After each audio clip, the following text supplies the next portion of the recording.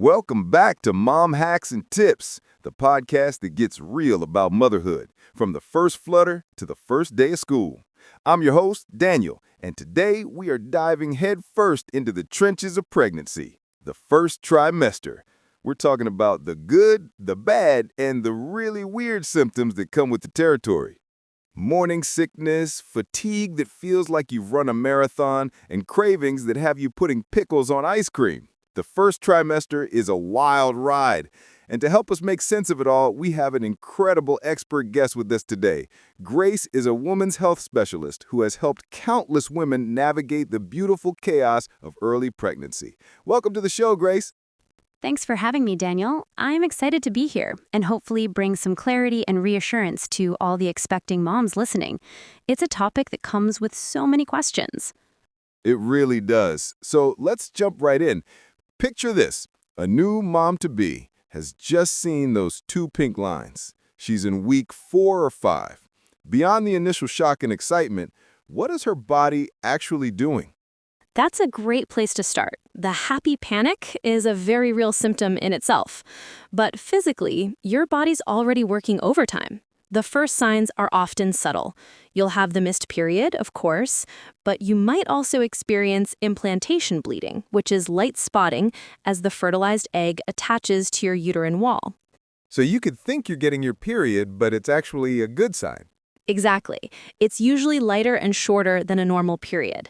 The other big one that hits early is breast tenderness. Your hormones, especially estrogen and progesterone, are surging, making your breasts feel swollen, sore, or tingly.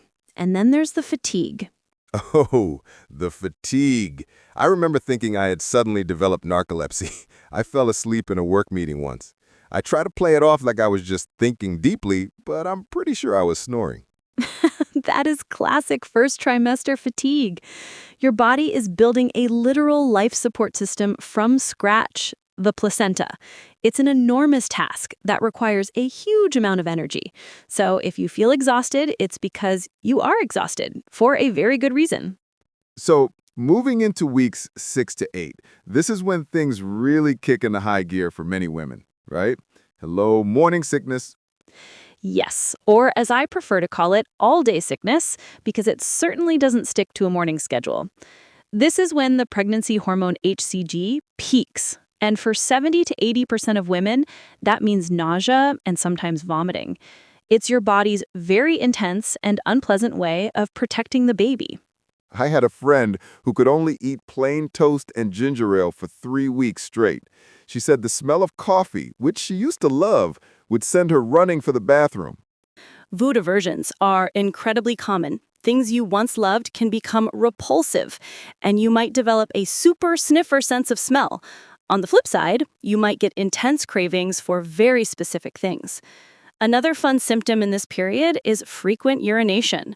Your growing uterus is putting pressure on your bladder, and your kidneys are becoming more efficient at filtering waste. It feels like a total body takeover. What about the emotional side of things, the mood swings? The mood swings are just as real as the physical symptoms. One minute you might be weeping at a commercial for soap, and the next you're incredibly irritable. Again, you can thank those surging hormones.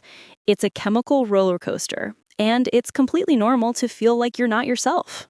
As we head towards the end of the first trimester, say weeks 9 to 13, do things start to calm down? Please say yes. For many women, yes. Weeks 9 and 10 can often be the peak for symptoms like nausea, but as you approach week 12 or 13, the placenta starts to take over hormone production from your ovaries. This often leads to a decrease in morning sickness and a gradual return of your energy. The light at the end of the tunnel. It is. However, you might trade some symptoms for new ones. Heartburn can kick in as pregnancy hormones relax the valve between your stomach and esophagus. You might also feel dizzy or lightheaded due to changes in your circulation.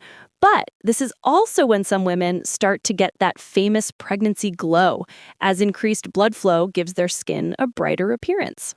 This is all so reassuring, but let's talk about the scary part. We joke about the weird symptoms, But when does a symptom stop being a normal part of pregnancy and become something to call the doctor about? This is the most important part of our conversation. Your intuition is your best guide, but there are definite red flags. While light spotting can be normal, you should always call your doctor or midwife if you experience heavy bleeding, like a period, especially if it's accompanied by intense cramping or sharp one-sided abdominal pain. What about the morning sickness? When is it too much?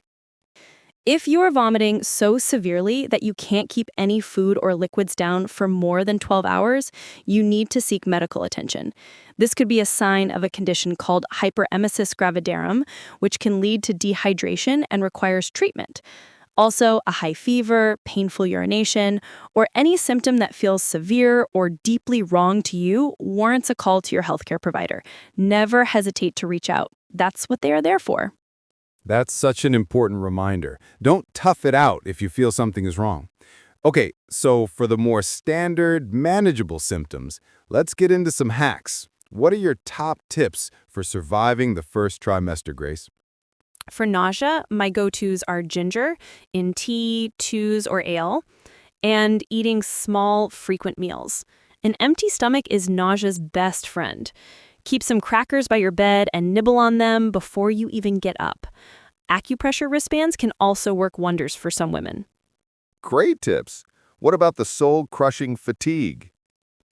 You have to surrender to it. Listen to your body. If you can, nap. Go to bed earlier. Delegate chores, and don't be afraid to ask for help. Even 15 minutes of light exercise, like a short walk, can sometimes boost your energy levels more than resting. And for the mood swings, communication is key. Let your partner and loved ones know how you're feeling. It's not you, it's the hormones. Journaling can be a great outlet, as can gentle relaxation techniques like workout or meditation.